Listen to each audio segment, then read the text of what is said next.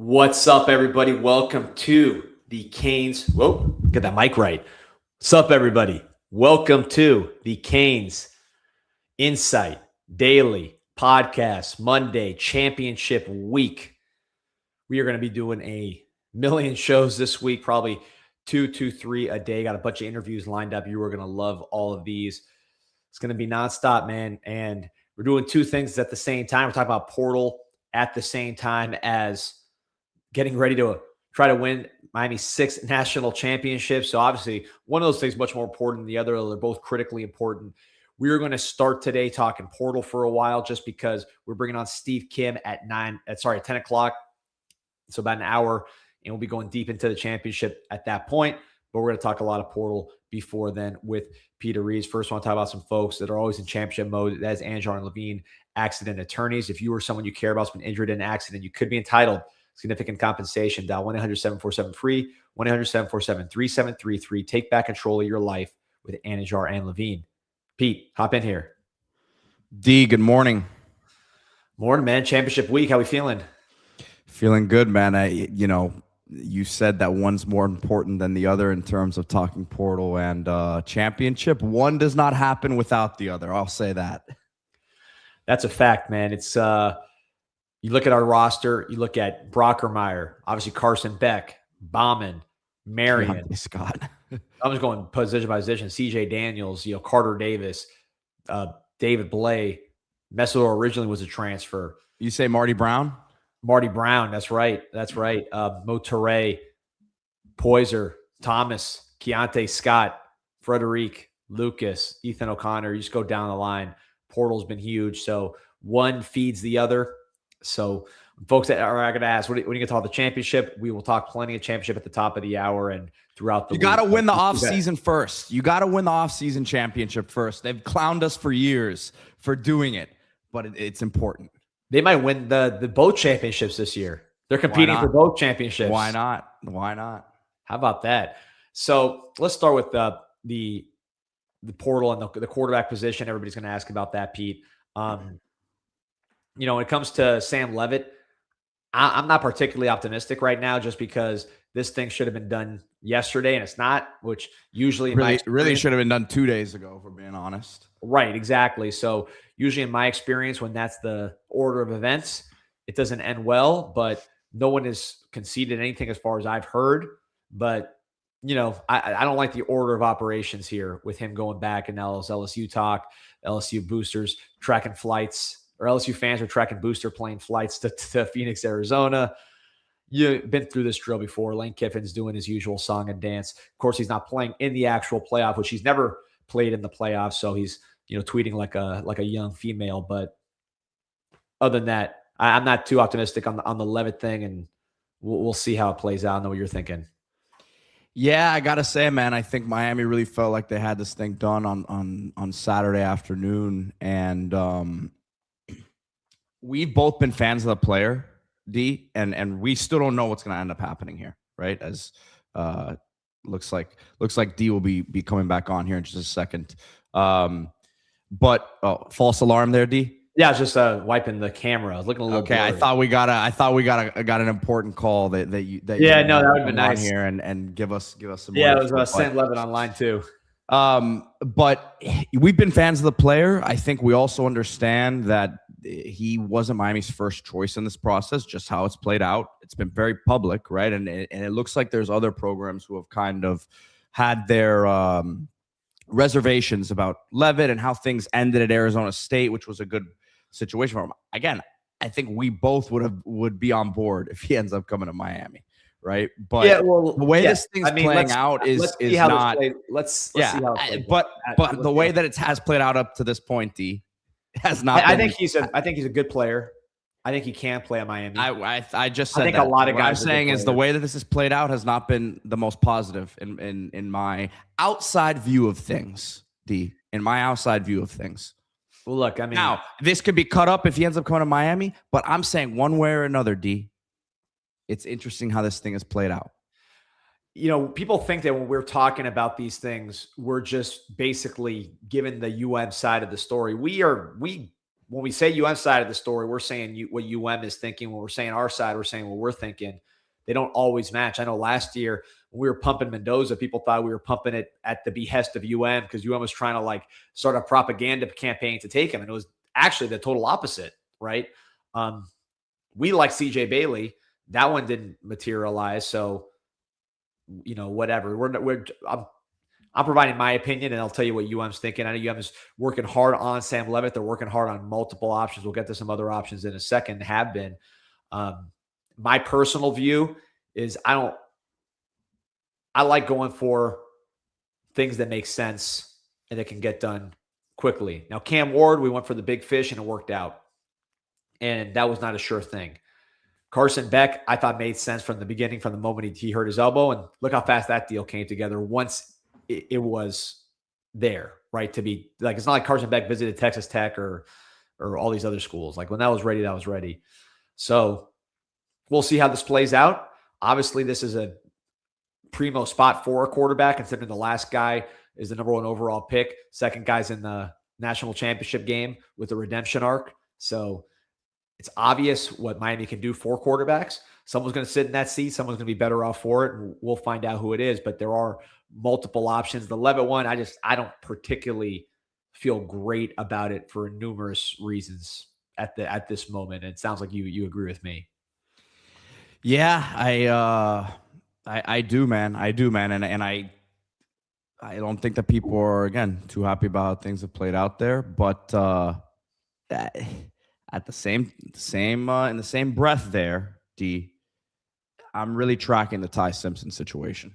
Yeah, let's transition to that. So a lot of press on this, which is interesting. And you were tweeting me on the side, and we'll talk about that here, about Let me bring that story up. Yeah, pull a story up. Ty Simpson, quarterback for Alabama, who, it's funny, again, we talked about him, just like with Beck, we talked about him before he was even in the picture. That was you, and I questioned it. I immediately, I compared it to you talking about Nussmeier last year, but obviously you hit that one on the head. We'll see what happens here. Well, I think Nussmeier might have made sense if Bryce Underwood would have gone to LSU, right? Because you saw Bryce Underwood playing as a true freshman because he gets paid a lot. So with this one, it makes a lot, football-wise, it makes perfect sense to me. I don't think Ty Simpson should go pro. He needs more reps. He only has 12 starts or 13 starts or something like that.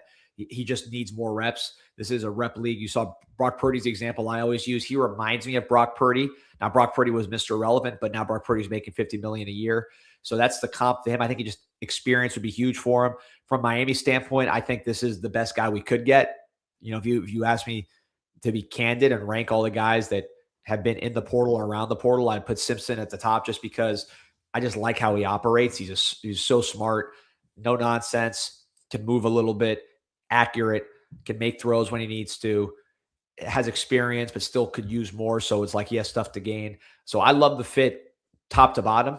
The question is going to be, he has no local ties. I mean, Carson Beck is a Florida guy, and really he's a Miami guy. Like that fit made a lot of sense. And I think we've seen what a great fit that is for him and for us and for everybody. Cam Ward from Texas, but again, a Miami guy. That's who he is. That's how he gets down. Ty Simpson, he's very much, at least from the outside, a SEC kind of guy. Grew up in Tennessee, played at Alabama, seems to just be that sort of dude. So I don't know if he'd want to come, aside from the football aspect. I don't know one way or the other. I haven't heard one bit of information on that. I think football-wise, it makes sense. And these numbers, Pete, from this article, they seem to be pretty interesting. Yeah, I find what I was texting you before the show, and we were talking about it last night a little bit, is I find the timing of the leak of this information interesting. And I'm not saying it in a bad way, right? Like, look, guys, I think we can guess, because the article talks about he has some SEC programs offering him $4 million. We can guess with the programs looking for a quarterback now, with Oregon looking like, even if Moore returns, Raiola is going to be their guy there. So I look at it and say, who else could be offering him that sort of money? Who else is in a situation of desperation? It's not a bad, to me, it's not a bad thing. Here's why. He announced, what was it, last Wednesday? He was entering sometime early last week that he was entering the draft, right? you put the timing of this coming out last night, D, from an Alabama source, right? Someone who's obviously close to the situation, maybe close to the Simpson family, the agent, whatever the case may be.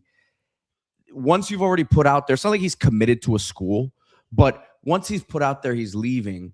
You got to give yourself now a reason after the dad has come out and say, well, he's a first-round pick. You got to give yourself a reason now publicly to be able to pull back and say, well, he's got a 6.57 million because it's at 6.5 right now, right? So let's see as this thing keeps drawing out closer to the decision date. It kind of just gives you an out publicly. That's the way I look at this, and the timing was very interesting. Why would this need to leak if he was 100% already out there at the training facility? And I don't have any information as to what he's doing, but if a guy's really going to the draft, he's moved out to the training facility. He's in there already because these guys, you got the Senior Bowl coming up here in a couple weeks. Very, very similarly to the Cam Ward situation. Cam Ward had also not necessarily set up all his training thing. He was announced as an East-West Shrine Game member and then didn't even make the trip out there to practice that week. Right. And we're still not at that point yet. That's still another, couple weeks away here. But I'm just trying to read into the situation the best I can. And it's making sense to me if this Levitt thing doesn't end up coming through. If he wants to come to Miami, even at that number, I think it makes sense before anything with Levitt. I mean, I think he would be the best option to me. It's just going to be about him. So they're according to this article. So there was this article as a follow-up article. The follow-up article had Ole Miss and Tennessee offering $4 million. Mm-hmm. Ole Miss, you imagine, is gone now because of Deuce Knight, right? So Deuce Knight's there at Ole Miss. I think that was a smart move for Ole Miss. He's going to be a really good player. I love Deuce Knight. So that leaves Tennessee. Tennessee has 2 young quarterbacks, including a 5-star that I think they're going to want to play at some point, to pay a lot of money for Ty Simpson, when I don't know if Ty Simpson is what is holding them back, right? The quarterback position. They have other issues. So, yeah, if he comes back, Miami makes all the sense in the world. Oregon, is Dante Moore going to go pro? It's not like Raiola's kind of the guy there. So let's put Oregon to the side. Then the options start to disappear, right? Because it'd be Tennessee or Miami. He's from Tennessee. But if Miami's paying him $2 million more, and is Tennessee helping him get ready to play NFL football? I mean, they run that Johnny College offense, and none of their guys have done anything. No, he'll put up numbers there. They'll be probably a good team. But I said the same thing a couple of weeks ago when we were talking about Simpson. Yeah, it's like I don't see how that helps him get better. So it's going to be very interesting. Also you have Hussein Longstreet Husson Longstreet visiting LSU. And they already got the Elon kid who, listen, Lane has that Trinidad Chambliss recruiting pitch now lined up for every top small school QB coming out now. That guy looked good. I watched his highlights, man. He had a good arm. Yeah. Listen, I wouldn't be surprised to see him make something happen there. Yeah, who knows? But then Longstreet, I like Longstreet. I watched his USC, so he's a little smaller than I actually thought he was. He kind of reminds me of like a bigger Darian Coleman, actually. But he's with LSU, or he was with LSU last night. If LSU doesn't go in that direction, does Miami poke in around there and say, hey, you're not going to come in with a guaranteed starting job, but you come in here with a chance to compete, 5-star last year? That's more like the youth movement option where everybody says recruit 5-star quarterbacks. So if you get Longstreet, that's a 5-star quarterback plus nickel and Coleman or whoever you have battling it out. So that's another option as well. But I do not get the sense that this thing is near the finish line at the quarterback position. So we'll see. Let me ask you, Pete, the deadline for underclassmen to declare for the draft is the 14th of January. I don't know if that's the deadline, which would be Wednesday. I don't know if that's a deadline to pull out of the draft, but they also need to enroll in colleges pretty soon, right? I was looking at it. That's more the issue. Miami's last day, and this is the bottom line. Deadline is January 21st is the last day to enroll in classes of Miami. Classes start today, and they have until the 21st is the last day that you can enroll in classes. So 9 days is really what we're looking at here. Yeah. So this is going to heat up fast. And it's funny. It's amazing. This was so consuming the last 2 years of all of our attention, all of our shows. And we're doing this at the same time we're preparing to potentially win the 6th national championship. First since we left this building right behind me. So, and D, a very, very interesting note. And I don't know if you've heard anything differently here, but you have a dead period the next 3 days here. So you can't, it's the 12th now. You can't bring anyone in until Thursday. I've heard, now QB may be different, but I've heard not to expect really too many people on campus this weekend, considering they are in full-on prep mode for this game. So that's right. I don't know how many more guys you're going to be hosting here on campus. If something were to happen, it might just pop up, kind of how you were saying with Beck, like 1 minute to the next. This guy's agreed to be, this guy's pulled his name out of the draft and he's headed to Miami next year. That's how I think this thing goes down. Yeah, it's I hate competing if we're going toe to toe with a Ty Simpson. I hate competing with the hometown school in Tennessee.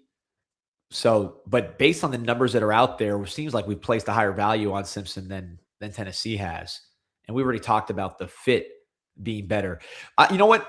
Here's one thing, Pete. I don't know what you think about this. Let's stay on Ty Simpson, because Ty Simpson to me is just very intriguing. And that article, I think, has made a lot of things that we speculated about for a month more real. Hold on, D. Our boy Mike Jeezy said, "Why wasn't anyone saying anything to about Mendoza last year?" You must not have been on the channel, my friend. You're looking at two of the biggest Mendoza advocates out there before the fame. Yeah, there were 3 guys we talked about last year. There was Mateer, because Mateer was the obvious choice. He was in the portal. He would follow Cam Ward. I think everybody was on board with Mateer, coaches, fans, and we were on board with Mateer. I still think he's a good player. He had a bad offense in Oklahoma around him.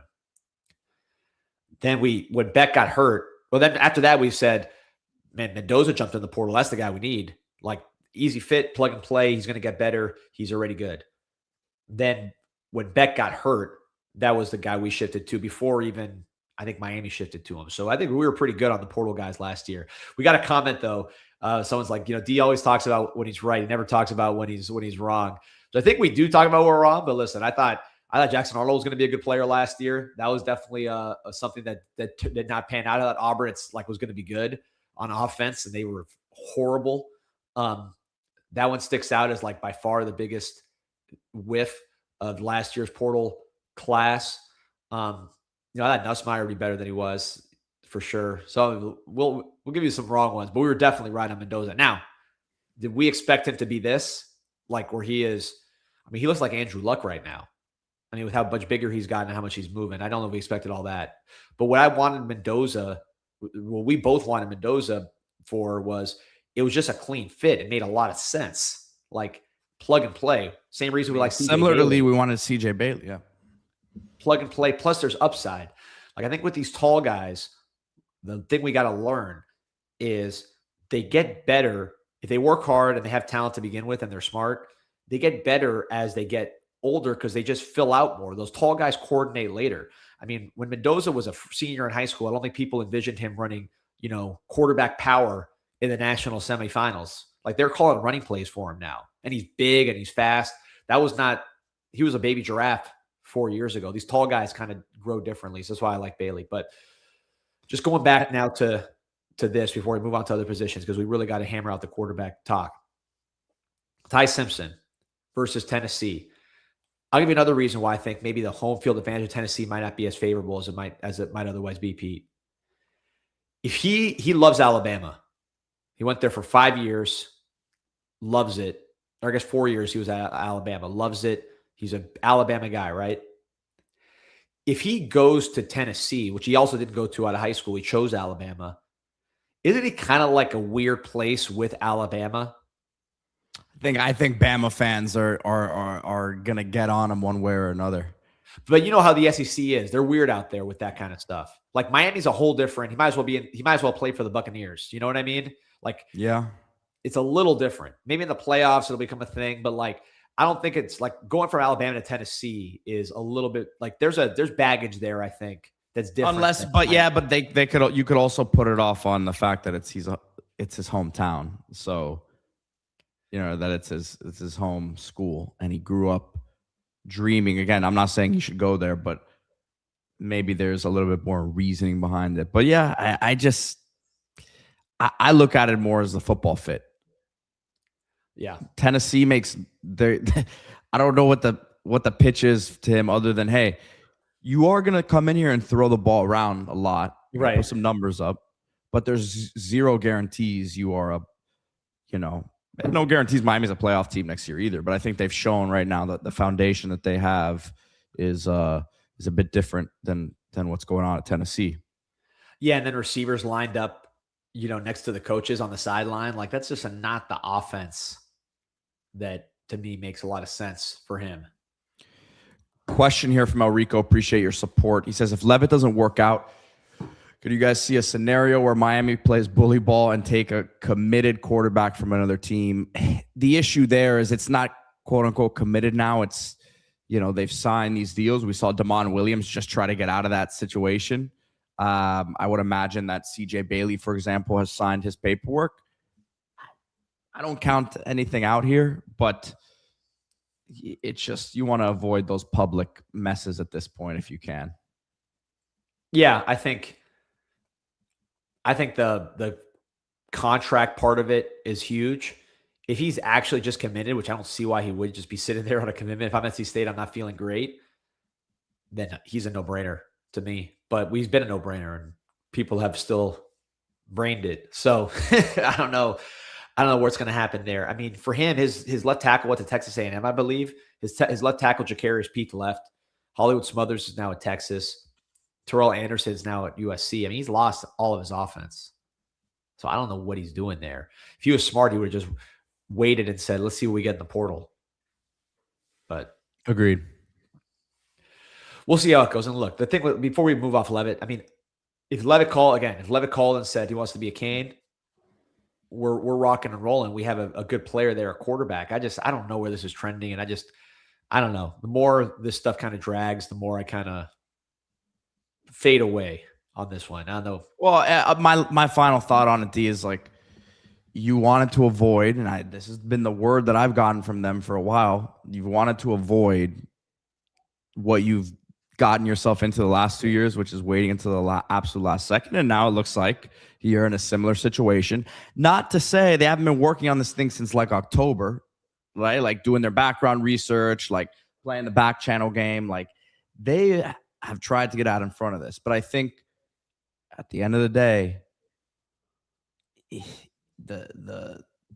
the easiest option sometimes, and I say easiest, but I'm saying like the easiest fit, the most seamless transition in terms of CJ Bailey, to me would have just been the smoothest thing, man. And then look, you've landed a couple receivers here, so the receivers we'll get to in a second feel good about who your guy is going to be. But I think it's probably hurt you, landing another guy there. But yeah, no, 100%. And let's talk about the receivers, Pete, because I want to get into this right away. I am a huge fan of what Miami has done at the receiver position. And let's start with Cam Vaughn, the wide receiver from West Virginia, originally from Jacksonville State, who committed yesterday. We hadn't had a chance to talk about either of these guys. Let's just jump into some of these dudes. Cam Vaughn, wide receiver, West Virginia, 83 receptions, 1,344 yards, 9 touchdowns in the last 2 years. His first year, he played at Jacksonville State. He's originally from Villa Rica, Georgia, small town, 6'2", 185, went to Jacksonville State with Rich Rod and then followed Rich Rod to Morgantown. Major quarterback issues this year for West Virginia, but still was their best receiver. 13 games, 35 catches, 541 yards this year, 4 touchdowns, 15.5 yards per catch. And just watching the highlights, man, both at Jacksonville State and at West Virginia, he reminds me so much of CJ Daniels, but with maybe even more juice, right? CJ Daniels is a Georgia kid from Atlanta, not a small town kid, but also a Georgia player. Played quarterback in high school. He had that 6'2", 6'3", wiry frame. Was really sort of a do-it-all type in high school. Goes to Liberty, blossoms there, then goes on to that Power 4 level. So just similar in that way. Vaughn is younger. Vaughn's only entering his third year, still not even draft eligible. But that's who he reminds me of, just in terms of frame, in terms of background. He plucks the ball in a very similar way. Yeah. He just looks a lot like it. I don't know if he has CJ Daniels' character stuff is so championship level. It's hard to just measure. I mean, the way he stretched for that third down, the way he blocks, the way he makes spectacular catches when he needs to. He is a championship player. One thing I'll say about Vaughn, though, Pete, I do think he has more speed than CJ Daniels. Yeah, the yard after catch ability, I think he's got a little bit more of that. And you mentioned his ability to track the ball. I saw a couple Willie Mays-esque catches there right over his shoulders there, and it was you see his deep threat ability too. It's not as much probably as the next guy we'll talk about here and Van Jacobs, but to me look, a guy like Cam Coleman to me was never going to be a realistic thing. We see him end up at Texas. Some of these other guys that were out there, Nick Marsh, Miller, I think were really good players. But for the price tag you're paying for those guys, give me multiple of these sort of players we're talking about in a Cam Vaughn, in a Jacobs, who have the skill set. And I think it'll just really be amplified. We talk about with quarterback position, right? What can you do when you put a guy in this situation? The production at the receiver spot last year when you had Cam Ward, but none of those guys were drafted. And they still had, they were not NFL talents necessarily, right? Yeah. This year you have a little bit more, I think, but CJ Daniels isn't a slam dunk to get drafted. Keelan Marion, I think, has worked himself into a definitely as a draftable player here and could carve out a role for himself for the next level. But we're not talking about Malachi Toney is a future top sort of pick there, but you're not talking about a receiver room of top 3-4 round guys there. So in that sense, as a receiver, you look at it and you say, man, look at the production these guys have had. And I feel like I have even more ability. Yeah, Kevin Beer's really done a great job. The culture of the room is really, really good as well. So I think these guys, if you combine it with Malachi Toney, you're talking about the best wide receiver group in the ACC, including Clemson, who I know has some good ones, with TJ Moore coming back, Wesco coming back from injury. But yeah, between Malachi Toney, he's your Cam Coleman, right? He's better than Cam Coleman. So it's like, if Malachi Toney went in the portal, it would be like the LeBron deal, for college football. I mean, he's a top 5 player in the sport, certainly going into next year, maybe right now. So you have that already. To add these two around him, plus all the young guys you have, I think you are really, really strong at wide receiver right now. With Vaughn, there was some criticism about there was a play where he was going deep and there was an interception and he didn't really chase it down. I know West Virginia fans got on him about that. I think the culture of the room will really help Hams as a winning culture. But man, I'm sure he was frustrated with the quarterback play also. That was a big part of what was happening at West Virginia. But this dude, his highlights, if you guys have not seen Cam Vaughn's highlights from West Virginia, go watch those highlights. He is very, very, very good with the ball in the air, man. And his acceleration for his size is pretty eye-popping, Pete. I mean, I think this guy could do some serious damage here. Yeah, without a doubt, I think, and he really didn't have a stable QB situation at West Virginia, right? So that's what I'm saying, man. And Dawson has shown the ability to get the ball in guys' hands different ways. We see what he does in the screen game with CJ Daniels as well. I think, talk about the yard after catch ability. He can make some things happen there. 15.5 yards per reception is really good. Yeah, these are both downfield receivers, which we'll talk about the other one in a second. By the way, appreciate you, EJ, both for your support and for your service. says biggest selling point for quarterbacks to come to Miami is the Great Wall of Maribel. They have all day to throw the ball. Dawson empowers his quarterbacks to be decision makers. In my opinion, Dawson is a QB whisperer. Go Canes. Yeah, so look, if you're selling Ty Simpson, let's tie it into the guys we're talking about. You say, okay, Cam Vaughn's already in. Put his highlights on. He'll go and catch the ball for you. Vandrevius Jacobs, who we're about to talk about, he's already in. Go watch his highlights against Texas A&M and Clemson and some of these teams. He's in. Malachi Toney, the best or the second best wide receiver in America next year. Top 5 player in the country, period. He's in. So that's a very good selling point for Ty Simpson, which he had great receivers last year. I think, honestly, these 3 would be probably similar to those 3. I don't think there's a huge difference between them, quite frankly. We'll see when they get here, but I could see it being similar to that trio for Alabama. The difference being Miami's traditionally had much better pass blocking than what you saw last year from Alabama. Ty Simpson got hurt last year. Put that one in bold, his injury. We'll see. Miami's offensive line is going to go through changes itself, so that's something we're going to talk about. But you have a long track record of good quarterback pass protection and running game. So that part of it makes a lot of sense for Ty Simpson. But before we go to the offensive line, which I want to talk about too, another wide receiver commit, which I did a show on. We didn't get to talk about Vandrevius Jacobs out of South Carolina, Pete. Heard great character reports on this guy. Everybody in South Carolina loved him. They were very, very upset to lose him. Coaches, fans, which is always a good sign, media, when they're like, hey, man, this is not good to lose this guy. That's usually a good sign in the portal.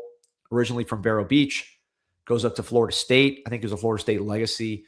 Doesn't play. That was the year of Keon Coleman and Johnny Wilson and all those guys when they were a good team. So he leaves. Goes to South Carolina, has a pretty good year, 24, 25, breakout season. Known as a really, really hard worker. You heard Beamer talking about how hard a worker he is. The route running improved. The hands improved. Really, though, great deep threat. He is making plays downfield against Texas A&M and their top corner, Will Lee. You see him going up and over Clemson, making some spectacular moves after the catch. That was a sick play against Clemson. Unbelievable. You see him against Missouri multiple times getting behind that defense. This guy, I think, brings a huge, huge element, not just the culture to the room of being a good guy, a team captain sort of dude, academic all ACC or SEC, but the downfield ability and the arrow pointing up factor with Jacobs, that really excites me. That right there, D, because I was watching some of the stuff from earlier in his career, like the year before South Carolina, and he looks like it does not look like the same player this year. He looks like he took his game to a whole nother level. We've seen certain guys do the same thing here at Miami, and I think that's a big part of why we are so excited about him. I think he's someone that we always talk about it with this portal stuff with recruiting. There's certain players that in the building they are higher on than the consensus. I mean, he's like a 15, top 15 sort of receiver in the portal. Both 4 stars in the portal, but yes. Well, yeah, I'm talking about Jacobs in particular here.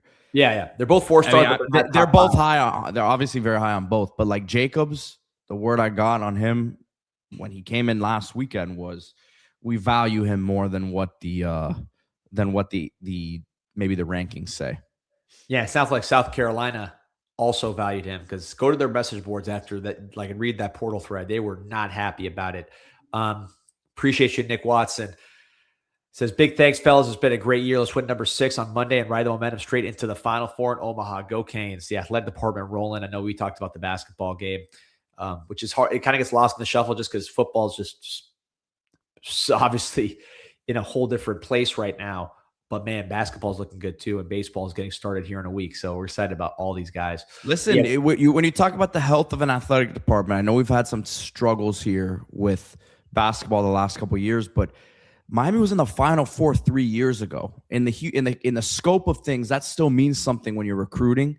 Baseball, what we both believe, and I know you believe very strongly, is on the cusp here of being where they need to be. They almost got there last year against all odds, right? So the health of the athletic department right now is phenomenal, and the moneymaker, which is football, is right where it needs to be. Yeah, no, exciting times. Women's sports doing well, basketball, volleyball.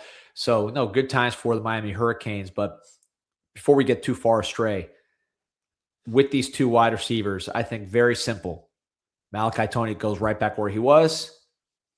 Cam Vaughn replaces CJ Daniels. Jacobs replaces Keelan Marion. Josh Moore, Dalen Upshaw, JoJo Trader if he comes back, which I've not heard anything otherwise, but you know how these things go. Milan Paris. I'm looking at him. I'm looking at him to be a factor. I saw him the other day walking around campus, D, and that is he's every bit of 6'5", 6'6", man. And once he fills out, he's going to be an absolute problem. Hard worker too. Then you get Samoran Wingo, who I think he's kind of a plug and play sort of skill set with the way he catches the ball in traffic, the route running. Like he's very well developed. And then Vance Spafford. He didn't come here to sit. All those guys are on campus right now. They are practicing now. So they're here. So that's your receiver room. And I think that receiver room is going to compete very hard. And you're going to have some really, really good production from that position next year, no matter who's at quarterback. But I think that position has me very, very excited. And I'm glad it's kind of all done here in the portal. I'm assuming it's all done. We never know. We never know. But that looks like that's where we're at. Yeah, I like it a lot. I think it's a nice mix of because there's going to be some people who naturally say, man, why don't you just trust the young guys?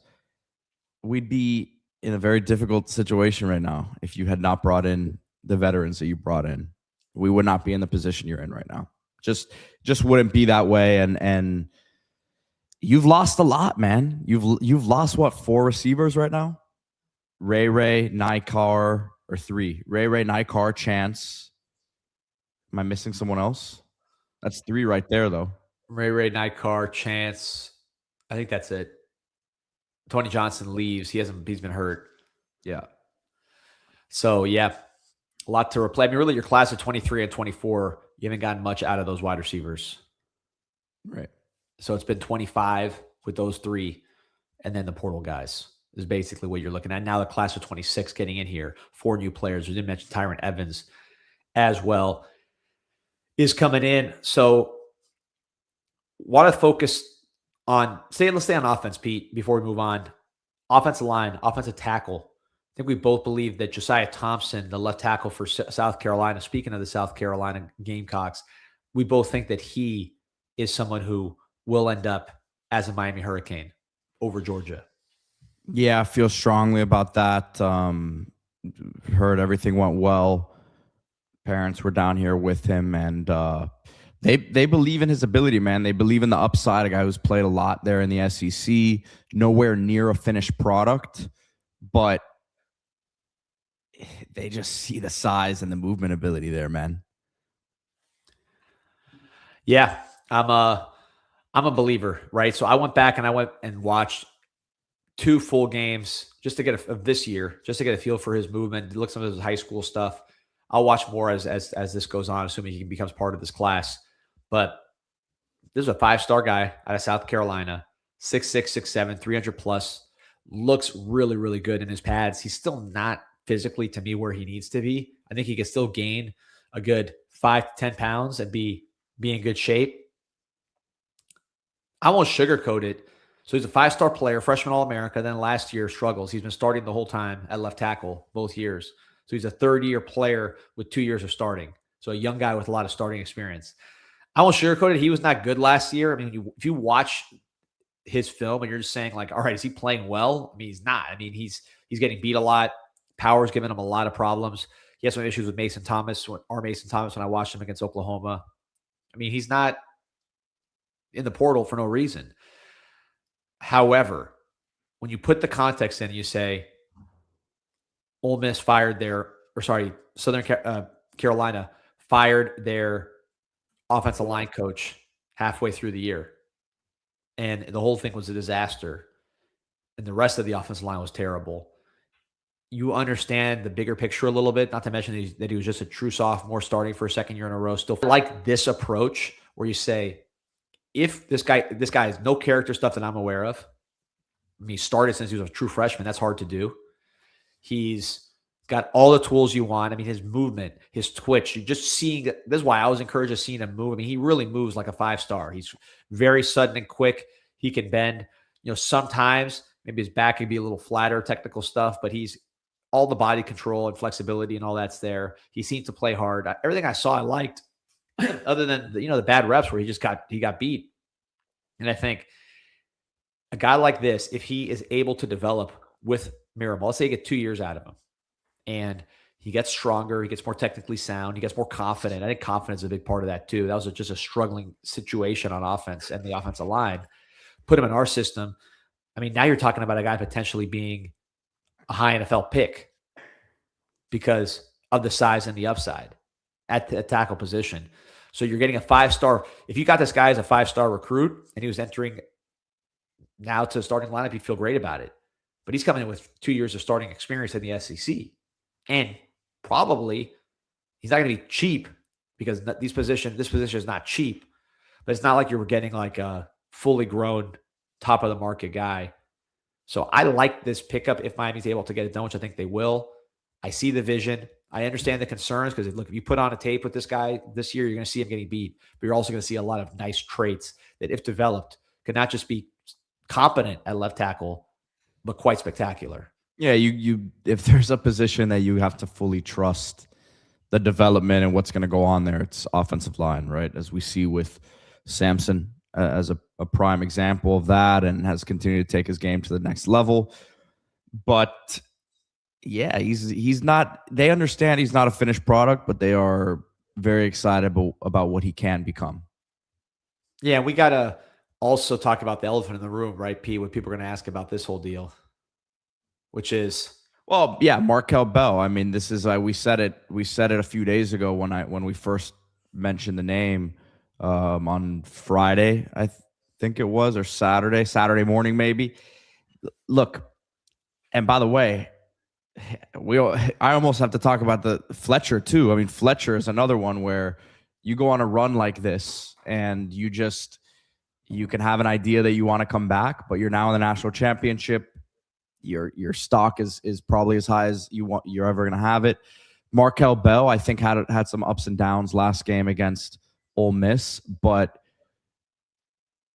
you had a great game against KashKick. You did what you did against Caden Curry and Ohio State and those guys. And now you have an opportunity here against Indiana National Championship. I just think it looks like he's out the door, man. Yeah, look, and someone's saying PD the agent's trying to push people out. No, this one I could see. No, this is not me speculating stuff, man. This is I think the writing's kind of on the wall there. Fletcher's different. I don't know where that goes. He's a special kind of guy. You saw Georgia's running backs came back. Didn't Travion Henderson and Junkins come back? Weren't they still eligible? They had a year that they could have left earlier and they came back. So that happens sometimes. Fletcher, I'm not sure on, but I think Bell, he really is playing at a pretty high level. And this is really a bad tackle draft. I mean, I don't like any of the tackles. I mean, I think Caden Proctor, if you ask me who's if I said right now, I understand Proctor will get drafted higher than Bell just because of some of the movement stuff he can do. But if I said that Bell was better than Proctor, would you push back? As far as right now as a football player, in 2025? No, especially not under the situation of him getting coached up by Mirabal and being in this system. No, without a doubt. I just, I'm not disagreeing, Kyle, as Kyle continues to come at me here. I'm not disagreeing that Bell isn't he still has some growth that he can do, but some of it may just be physical limitations that may not change in another year here, which is what he has to really if the NFL is telling him, look, this is what your limitations are. If you come back, is he gonna he's 6'9", 6'8", 6'9". Is he gonna turn into a 6'7" guy with a little bit more bend overnight? I don't know that physically he's gonna be able to do that. He just has to kind of work with what he's got, which is that tremendous length, power. The movement skills are just coming back a year. Is that gonna really change, or is it gonna leave you in the same situation you're in right now? He will be on a roster next year. He will be on an active roster in the NFL, 100%. I don't think he's coming in and slotting in as a starter, but if he's on an active roster, starts that process a year early and gets his work in the NFL, because look, he's also going to have to see that speed up close every single day. And that's going to be, I think, what takes his game to the next level. Yeah, although he's seen some pretty good ones right now, best defensive ends in the nations. But I agree with you, Pete. I think that one, I'm less optimistic on that one than I was. And then you see the Josiah Thompson thing. People are like, oh, you're bringing him in to be a backup. I don't think Josiah Thompson's bringing in to be a backup. He brought in to be a backup. So yeah, I don't think you're paying a guy, like that to sit on the bench. So we'll see, but that's the name I'd watch on offense, and I like the approach. And Chris said he's probably a second or third round pick right now. Ceiling might be late first round. Based on what I've heard, man, that's not likely the first round thing. I think probably mid round pick right now. Probably, I think he could sneak into that third round range, but I think fourth, fifth round still more likely there. I think the way he's played in the playoffs, I'm thinking more day 2. That's what I would think, because he's playing good and he's going to interview well. When people see him, just his sheer size, I think there's guys. What did DeJuan Jones go from Iowa State or from Ohio State? Let me pull this up right now. So DeJuan Jones from Ohio State was 4th round. Yeah, so maybe, because that's a pretty similar guy. I think he's played better than DeJuan Jones, but that could be a similar look. And he was 4th round, so maybe. Yeah, I'm going back into my text with a scout who, unfortunately, about a month ago called him a traffic cone. So that's where that I don't agree with it. I don't agree with it. But there's people in the league who just don't think he can play, on an island like that necessarily. Yeah, no, I heard 4th round range before, like around early November, but he's played better since then, which is why I say probably second or third, just a weaklier tackle. But anyways, Josiah Thompson, I talked a lot about it, Pete. You agree with my view on it, that I think getting a high upside guy like this, clean, no character issues that I'm aware of, no injuries. He's young, he's experienced, he's still got a lot of upside. He could be an NFL type of player if he develops. I like that approach more than just getting a veteran that's not that good and expensive. Yeah, a ready-made guy, because look, maybe one of these young guys steps up and ends up being the guy there. Right, that's not out of the realm of possibility either. But at that point, they go and earn that over a guy who has, again, played a lot of football in the SEC. Yeah, and look, I'm telling you, this guy's athletic, man. When you watch, tackles, you had a 1st round tackle yourself. When you watch this guy, he looks the part. He moves. You don't see any negative body language stuff, just stuff that you're like, look deeper to this. He looks like a guy's competing and is trying and that has all the talent in the world. It's just a disastrous offensive line. The reason his coach got fired. Coaches don't usually get fired in the middle of the year, position coaches. So that was a messed up situation.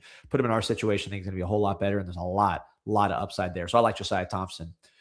Let's switch to the defensive side of the ball before Steve gets on, because we've been talking a lot, and this was a lot of info to cram in here. So let's get into it. We talked about it. You've talked about it in Discord. We talked about it on the show. We talked about it since he jumped in the portal. To me, priority number 1 should be, and I think is, the best defensive player in the portal, in my opinion, and I believe in the rankings as well. I think some people have Chaz Coleman over him. I don't agree with that. Number 1 player in the portal right now on the defensive side of the ball, Damon Wilson, originally from Venice, Florida, 5-star signed with Georgia, transferred to Missouri, had 9 sacks last year, and is now back in the portal. I think he is Miami's number 1 target on defense. I think there's a great chance Miami gets this one done. And I think if they do get this one done, it would be huge, obviously. And this is what we need to be doing on the defensive side of the ball. We got great players. We got great young guys. We got a great scheme. We're losing 2 of the biggest impact players in the country with Messidor and Bain. Getting a ready-made impact guy, and then continue to develop others. Yeah, I'm a huge fan of not only, you can't even call it upside. This guy is one of the most productive pass rushers in the country. They've tried to get him the last couple of years. I think they feel like they're in a good position here with the fact you're losing so much production. You're losing a lot of snaps in both Bain and Messidor there, and you've kind of been waiting for Miami outside of the quarterback position, right, to make that big portal splash that they have been known to make, right? Everyone's been saying, is it going to be the receiver, a guy like Cam Coleman and Jeremiah Smith? Can he jump in the portal here? Coy Parrish, who we'll talk about here in a second. who's that splash going to be? Like you just mentioned, D, I think they're focusing in on Wilson this week. I think you've kind of set aside some resources for a big-time pass rusher. Remember, there's been a lot of speculation about a Dylan Stewart, for example, which didn't materialize once again this year. But Wilson just fits that bill completely to me. If you're going to spend money, spend it in the trenches, spend it on a premier pass rusher. You're putting a lot of resources into offensive and defensive line in the high school position. That's what's gotten you to the point we're at right now in the playoffs. It hasn't been the shiny toys, as my boy Johnny Ruiz likes to say. It's the boys in the trenches. 100%. Lou Chaser J says Ashari Charles recruiting David Wilson. I don't know, but maybe. Yet Ashari Charles, another defensive end from Venice, Florida, Venice high school signee in the class of 26. He's just arrived on campus, coming from the formerly the Army All-America game, now the Navy All-America game, where he was outstanding. He was one of the top performers all week. Ashari Charles, I know unfortunately can't practice this week because he's sick, but and I think they're going to try to keep those guys away from the team. Yeah, but he's going to be really good. I know you've always been a fan. He really showed out at that bowl game, and he is from the same city as David Wilson, same high school, so the same position. So that could be something to keep an eye on. But just a side note, I remember I actually had a few years ago when Wilson was coming out of high school, I had a call with his dad about, trying to sign him for NIL stuff. And they took a very business, in a good way, very business-like approach to the process from what I remember. His dad was a coach, a trainer, and really, had a good understanding of everything. Miami just makes so much sense outside of the fine. He'll be well paid wherever he ends up. But if you're trying to go somewhere where you can be in a position to go get after the quarterback, get coached up, get developed, Jason Taylor's not trying to be buddy-buddy with these guys, man. He's trying to coach them up to get to the next level and to be the best players they can be here right now, right? I think that's what he's probably looking for at this point. And Miami just makes a lot of sense there. And the proof's in the pudding, right? You have the production to show with Messidor and with Bain. And I think you think about Moneyball, when Jason Giambi left the Athletics and they're trying to replace him by committee. I don't think you replace a Ruben Bain or Messidor by committee. I think you need to instead of getting a lot of guys with the portal money, I would rather spend a good chunk of it on a premier player, which there's really not many. This guy's you don't have to play the best of the guessing game with him. You know what you're getting there, and then I keep mentioning this. You paid a lot of money, deservedly so, for Hayden Lowe as a top 20 player in the country. He's not taking a pay cut just because he got hurt. Right? Yeah, he would have gone back into the portal. They're very excited about him. I see a question about him. The plan all along has been not to play him in the playoffs. There's no reason to throw him out there right now when he just started practicing here in the last few weeks.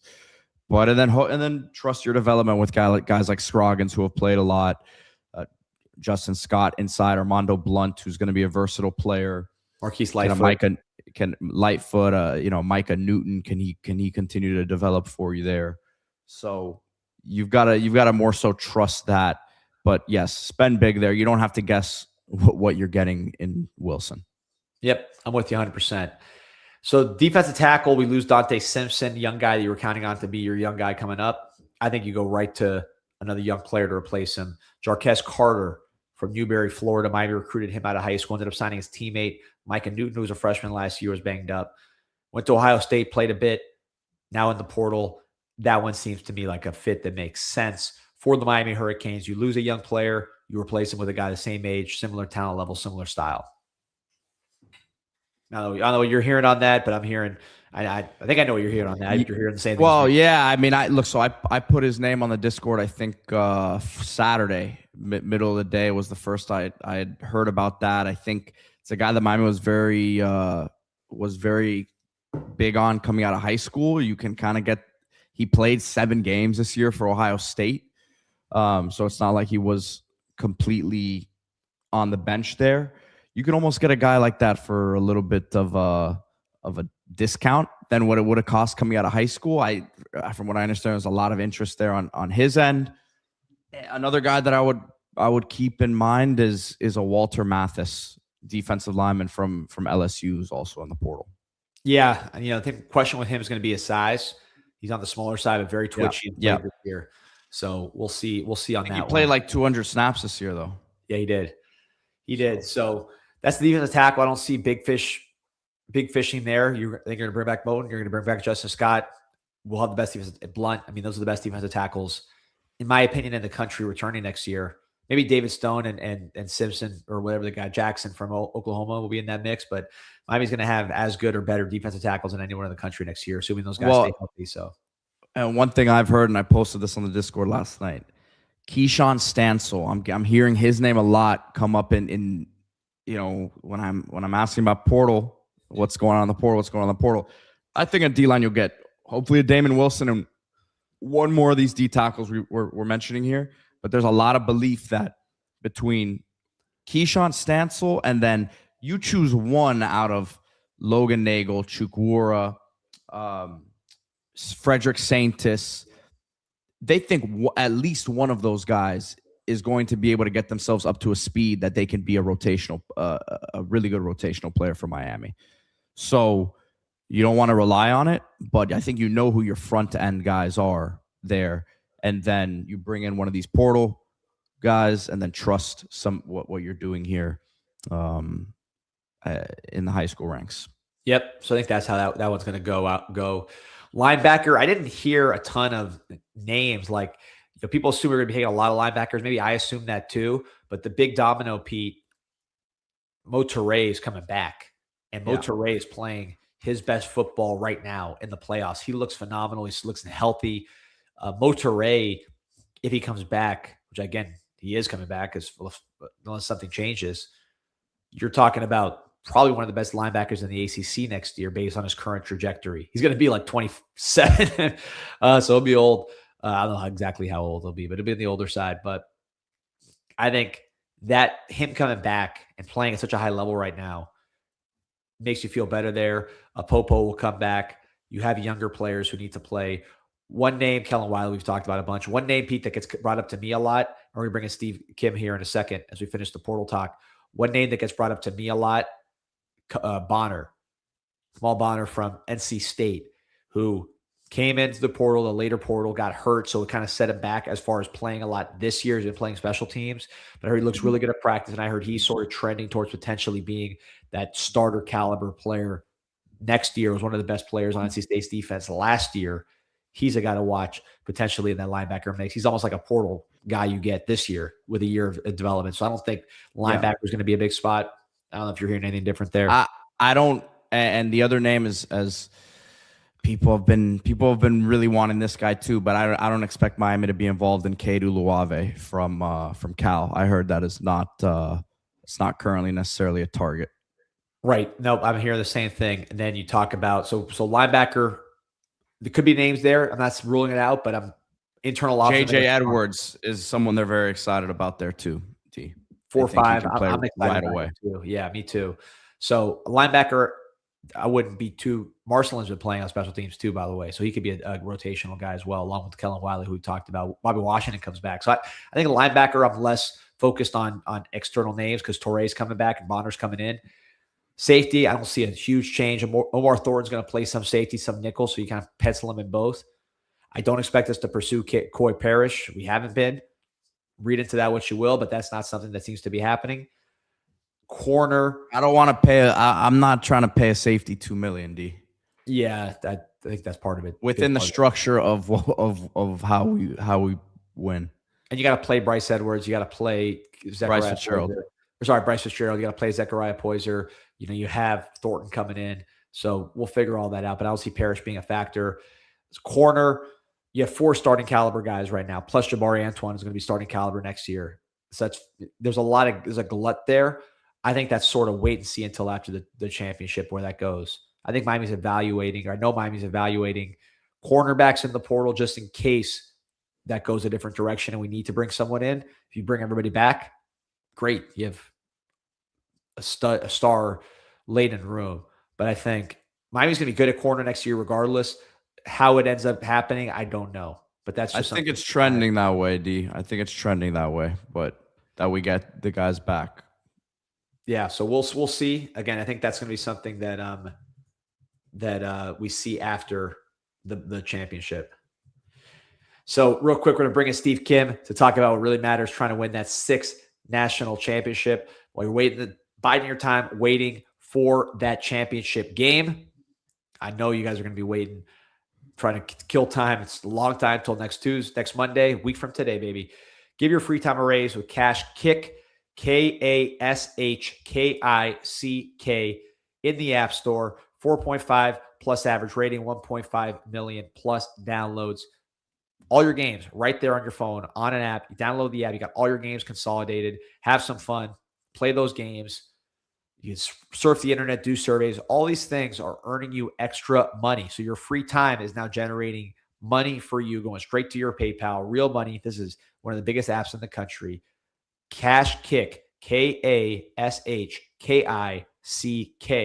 in the App Store. Give your free time a raise as you try to kill that free time getting ready for this championship game. And if we're getting ready for the championship game, you know who we got to talk to, man. He is the Korean Cosell. He's one of the most popular guys. Every time we do a road game, everybody said, I saw Steve Kim. It's always a very, very big of a deal when you bring on the legend, Steve K9 Kim. How we doing?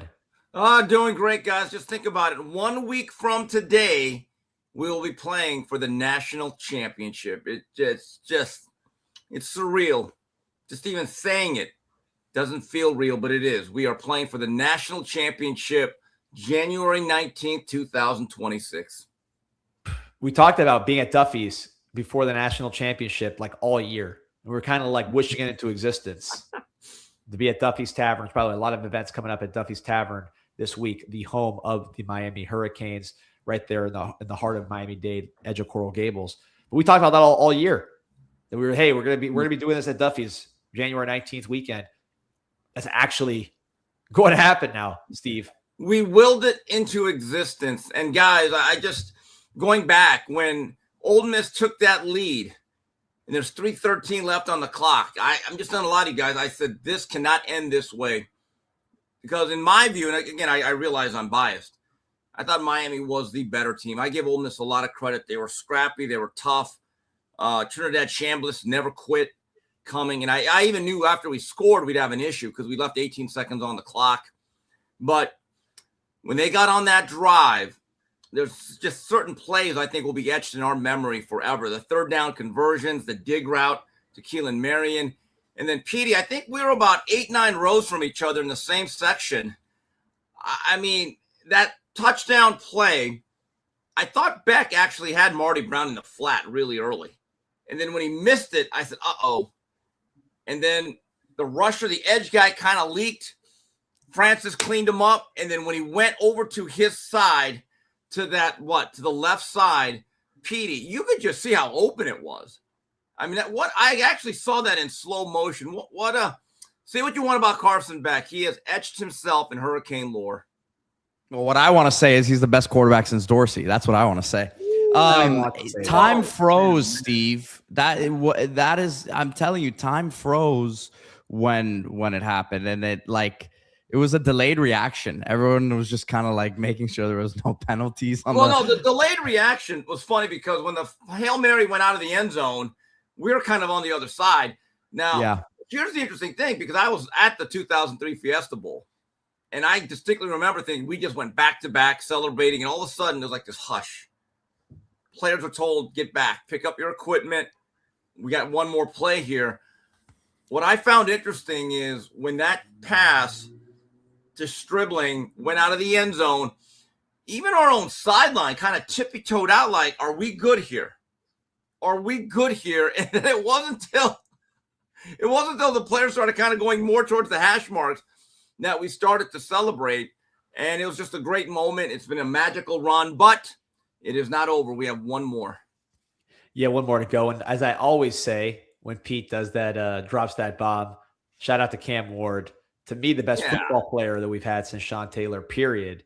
And was on the sideline there, that iconic picture of him doing the touchdown while Carson Beck runs it in there.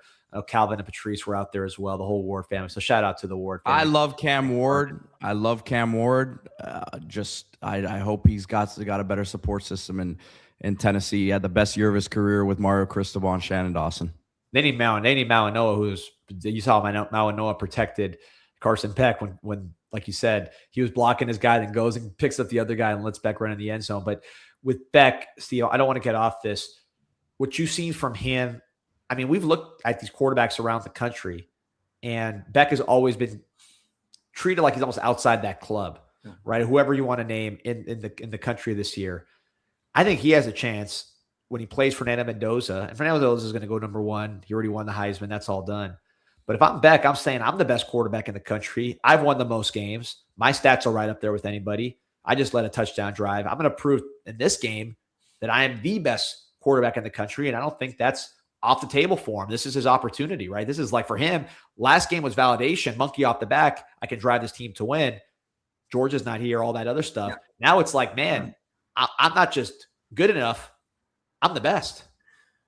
Danny, I think a couple things have happened in terms of the perception of Carson Beck. So let's go back about 16, 17, maybe 18 months.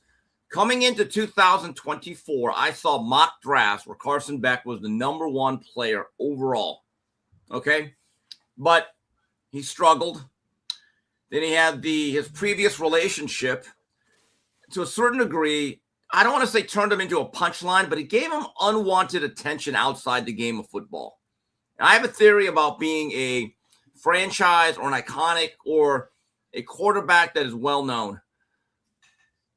Stay away from them. Stay away from a relationship where there's other things. I think it's distracting. I heard some things about how that hurt his standing in the UGA locker room. I'll just leave it at that. The other thing is, and then the way it ended at Georgia, there was this perception that Georgia wanted to push him out. And I don't know how true that really is. And then he was injured. So all of those things, it's never just one thing. It's always a little bit of everything. But when I look at Carson Beck throughout these playoffs, he's gotten a little bit better each game. Now, with that being said, and I pointed this out on Twitter, I rewatched the game when I got home. Carson missed about 2-3 big throws in the first half, as good as he was in the last two drives. To beat a well-coached, sound Indiana squad, you got to hit some of these throws, especially that seam route on the opening drive. Malachi Toney with an average pass, he's walking into the end zone. There was another one that they threw out of bounds and over the head. So he can still be better. There are still meat on the bone. Even Mario Cristobal himself said they probably left about 10 to 13 points on the board. I don't disagree with that. But that last drive with 3:13 remaining, and I think I've told you this story before, but last spring, Carson Beck did a podcast with two guys, I believe, from where he was that he's personal friends with. You can see it right now. It's on YouTube. Yep. Coach Thompson, said, I believe his pastor. His right. quarterback coach, Coach Thompson, was a great guy, great coach, and pastor as well. Great episode. I suggest everyone watch that because I remember doing some work on a Sunday night preparing for the 3 knockdown rule, listening to it, because I had my doubts if Carson Beck was going to be all in on football based on all these perceptions we had. When I listened to that interview, I remember posting, we're going to be okay. This guy's going to be okay. He has the right priorities. And he said, my most memorable moment, because they asked him that, is we're playing at Auburn. And I believe it was the 2023 season, backed up inside their own 5-yard line. They're down by 4 or they're losing to the Tigers. And, you know, we'll say what you want about Jordan Hare Stadium. No matter how good or bad Auburn is, it's an unbelievable atmosphere. So things are going nuts. He gets into the huddle. He said, hey, guys, we can do this. We get this done. I swear to you, you'll never forget this the rest of your life. We can absolutely. Now, it helped to have Brock Bowers because he turned into Superman. I remember watching that game at Coach JB's. So he's done this before. And it did not surprise me. But some of these plays by C.J. Daniels on the 3rd and 6, that second effort to get the ball past the goal. And then 3rd and 10, I just kept thinking we might be in trouble here. They hit that backside dig to Keelan Marion, who has absolutely reinvented himself. It turns out he's actually a good receiver. I couldn't be happier for the guy. Going to, you mentioned Keelan Marion. What a huge performance here. Just before we move off this game, so I know we're going to talk about Indiana a lot. Your experience at the game, watching this thing, you've been on tour. You've been like the Rolling Stones out here. I mean, we're at home. You're on tour this week too, finishing off in Miami, going coast to coast. But just your experience at this game, because right when I got out the game and I went on YouTube, Twitter, everybody nationally was saying instant classic. Yeah. So just watching the game and your experience there. It's funny. Every single Miami playoff game this season has been heart-stopping in a lot of ways. We go back to Kyle Field, round number 1. It took a late interception to seal it. Now, if you were not a Miami or A&M fan, you probably thought that game was a slog. But if you're emotionally invested in it, it is a slug fest. It was a great game. Was hell. That game was hell. Yeah, I mean, look, it's all about perspective. The Ohio State game, there was a lot of tension based on everything that was at stake, storylines that were involved. And I really felt like this is the game Miami had to get over the hump, because that would absolutely validate, in a lot of ways, or further validate Mario Cristobal's vision. And then with the college football finals berth on the line against another SEC team that only had 1 win, there's no doubt. I mean, look, as I said in my post, it was frustration before elation. In that stadium, they have a running scoreboard that tells you how many plays each team has run. And I remember just looking at it the whole game. There was a time we had like 33 plays to their 6. And I'm thinking, geez, we got it. And look, Carson missed a couple of deep shots. And I kept thinking, with the way they are controlling the line of scrimmage and continually moving the clock, it felt as though it should have been a 17-3 game. This is the problem when you don't get home all the way on a drive, when you settle for field goals, especially against an explosive team. Miami really controlled, if not dominated, the first quarter, right, guys? So, Petey, this happened right in front of us. Mississippi flips the field. Second quarter begins. First play of the game, our linebackers miss a gap, and he's out the door for 75 yards. And you're thinking, my God, all that work we've done, we're down 7-3. And the other thing is there are so many opportunities I thought Miami could have separated themselves. So let's go back. And I don't blame this on Cristobal, because I think he played it right and the players did not execute. Carson Beck hits Keelan Marion on that deep shot. We go up 17-10 with about 2 minutes to go. Miami kicks the ball, get a 3 and out. Now you're thinking, oh, great. Since Ole Miss got the ball first, we can now control the middle 8 because we're getting the ball back after half. Ole Miss punts, and we got a couple of first downs. We are in business. What happens? Sack, punt, and they kick a field goal. So instead of potentially going up 2 scores, it becomes 17-3. Then in the first couple of drives of the second half, Miami actually goes past the 50-yard line. Things started to happen. So there was a lot of frustration. And for Miami to win the national title against Indiana next Monday, they are going to have to play a significantly cleaner game. No question. This, to me, reminded me of a game that you guys were both at. I was not at, which was the SMU game. Yeah. It was the SMU felt game like that with yep. For sure. Or Georgia Tech last year. I mean, I still go back to that opening drive of the second half. Now, Georgia Tech is squeezing the clock on us in Bobby Dodd Stadium. First couple of first downs, Damian Martinez is rolling, and then we go for it. And I'm thinking, all right, go back to Damian Martinez. That's 5 yards. We ended up running some sort of play action pass with Fletcher out into the flat. It didn't happen. And you could feel the stadium like thinking, oh, we got a chance here. But this is now where Miami wants to be. And I said before the game, this game right here against Ole Miss, Miami needs to get into the high 20s, early 30s. Ended up being 31-27. I get the sense for Miami to really have a shot in this game, which they do. Once again, they have to get into the high 20s, early 30s in terms of points. Yeah, look, the offense is playing at a very high level in terms of coming off this Ole Miss game. Was their best game probably of the year, really. Aside from the penalties, I thought this might have been our best game overall on offense. You think about how Beck played, the receivers caught the ball, the running game. This might have been our best game. So the momentum is there. But let's just switch gears to this Indiana team. I love the matchup. I think this is like the best matchup we could have asked for.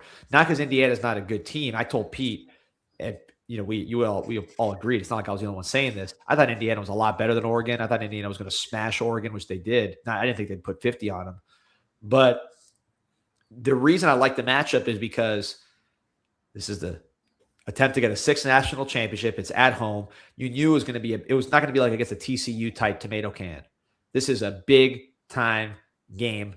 It meets the moment we're feeling as Canes fans, and the team is being disrespected every step of the way into the game. So I think motivation and edge is going to be A++, even beyond what you normally get for a championship game.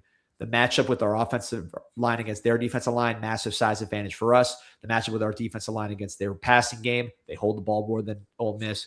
Our defensive ends are going to factor in. It reminds me, Steve, and I know you remember this game. I'm not saying the result's going to be the same and the scoreboard and the spread's going to be the same, but it reminds me a lot of Florida versus Ohio State in 2006. Yeah. When Ohio State was a 7-point favorite, Florida's offense was kind of up and down. Tebow, sort of like the trick plays we were doing in the middle of the season, kind of revitalized their offense a little bit and gave them some juice.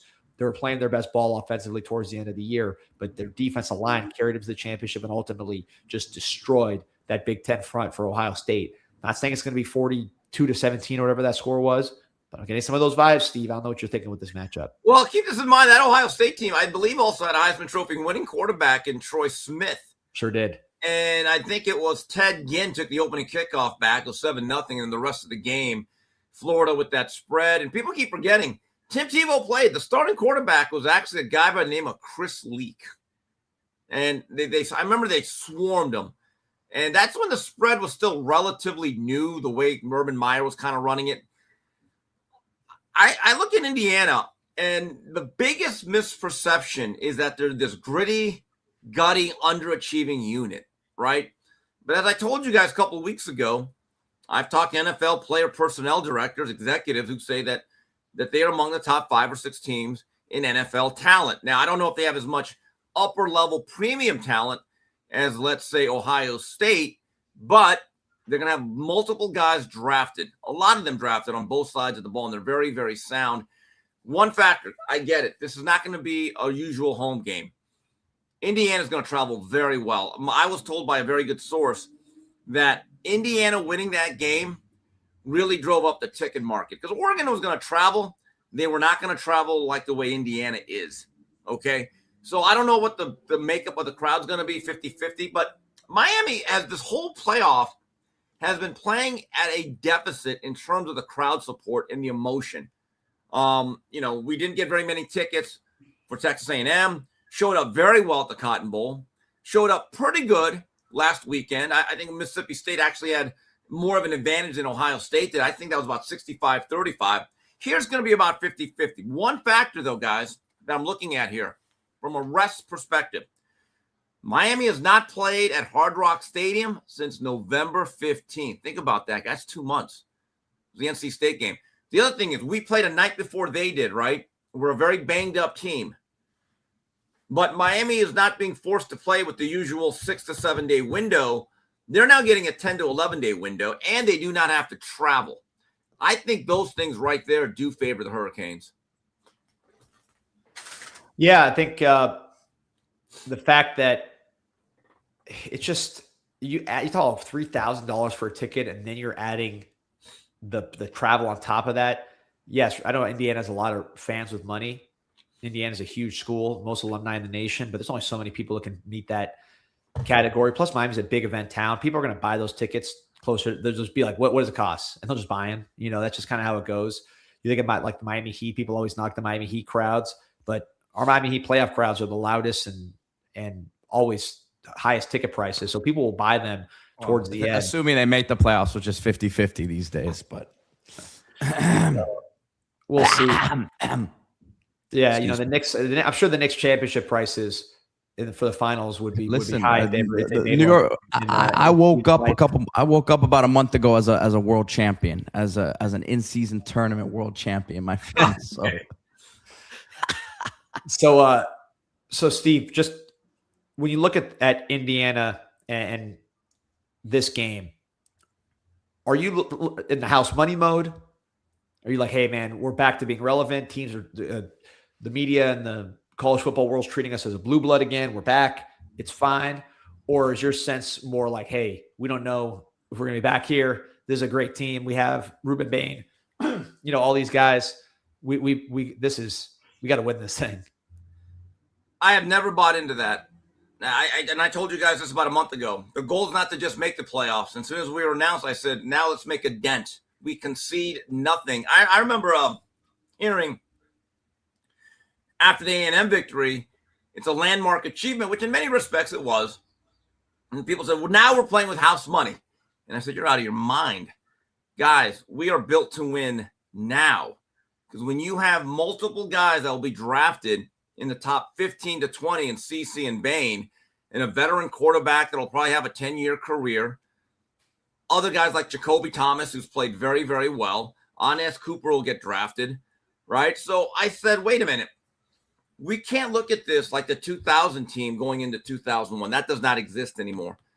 And guys, you were talking about it before I got on here about how we don't really know who anyone's coming back. No program actually now has an idea of looking at their roster and saying, which guys are we going to really bring back even for spring ball?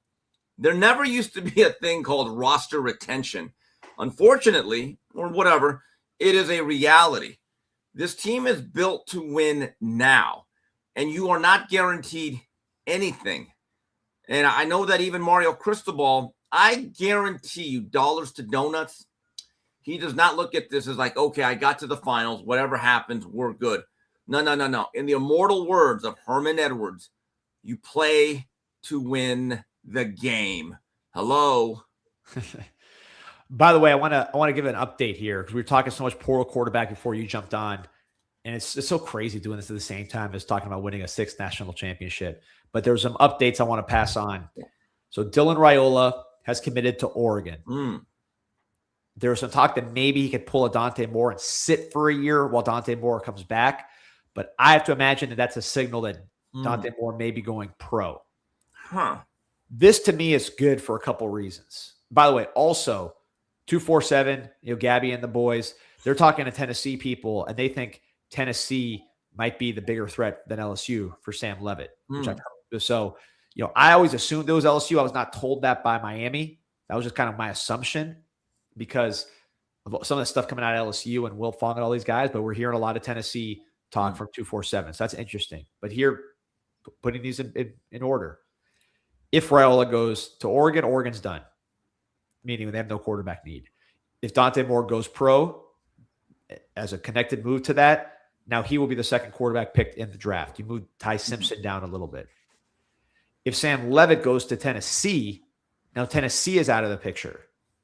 So you're looking at basically a direct line to Ty Simpson. If Ty Simpson says, I don't want to be the third quarterback, I'd rather go to Miami. I'm not going to go to Tennessee.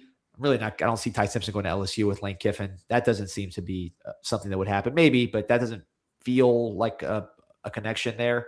We haven't heard those two linked at all. Those dominoes could lead Ty Simpson to Miami. I'm just saying, I've heard Daniel Jeremiah, who's a former NFL scout, longtime former NFL scout, who talks to everybody in the league. And he was saying he's not sure that Ty Simpson would be even the third quarterback if Dante Moore is number 2. He thinks Carson Beck could jump him. He thinks Trinidad Chambliss could jump him, depending on how they finish the year, what they do in this off season, the interviews, Senior Bowl, all that stuff, how they throw. Beck still has another game. Just some dominoes that are falling that I think are pretty interesting. If Leavitt actually were to choose Tennessee, and now Dylan Raiola going to Oregon, let's say Dante Moore going to the draft, just tracking the dominoes. All we're doing there. I don't know if you have any thoughts on that, Steve, before we move on to the game. I am a big believer. This is something that Bill Parcells kind of pioneered. He had a checklist. If I'm going to take a quarterback very high, if not number 1, there had to be certain things that he had to hit. Number 1, I think first and foremost, he had to start at least 30 games. And other things like, are you a team captain? Did you graduate? What's your grade point average? All those things he kind of factored in, right? When I look at Dante Moore, I think he started about, 20 games, right? 20, yep. and he still seems to hold the ball a little bit too long. Natural throw of the football. I don't think he's really decisive all the time. Ty Simpson's another guy that I like. He's only started about, 13, 14, 15 games, correct? Yeah. I mean, the NFL moving off of that, I mean, there's a direct correlation. And I know there are anomalies like Patrick Mahomes. Look at the quarterbacks that generally have success right off the bat or able to transition from the college level to the National Football League. They generally have more than 30 starts. Yeah, and Mahomes. But look what they did with Mahomes. They didn't. Yeah, Mahomes got to sit for a year. I think that's part of it. That is true. Great point, Pete. And Mahomes started a bunch. Like Mahomes didn't. Like I think he started almost 3 years because he started at some point during his freshman year, and then he started his sophomore and his junior year. So it's not like he never. Like he's not like this guy who didn't. I mean, Ty Simpson did not play it at all until this year. So Ty Simpson is really on the far end of the experience to the inexperienced side. He's not a physical dynamo, and he was hurt. Like it's like Ty Simpson's second half of the year was outstanding. Mahomes started 29 games in college, so yeah, that's a lot. But again, I think it helps he sat. Yeah. And he sat. Right. And again, back when Mahomes played, I think people were still only playing 12-game seasons. And I don't think A&M or Texas Tech ever made the playoffs or the Big 12. So that's a little bit different. So when I look at Simpson, I still see a guy, and I get it, he's a little bit older, that needs more seasoning. And with Dante Moore, I see a guy that needs more seasoning. As for Dylan Raiola, I think him redshirting would be the best thing for him, just to settle in, get out of the spotlight. And that's what Dante Moore did last year behind Dylan Gables. I'm still of the belief, and it'll never happen, DJ Lagway needs a whole season off to work on his mechanics and to lose about 15 pounds. Well, he plays in the Big 12, so that's a season off in itself. He goes to Baylor. But what a joke. Remember when they were talking about putting 2 Big 12 teams in this tournament?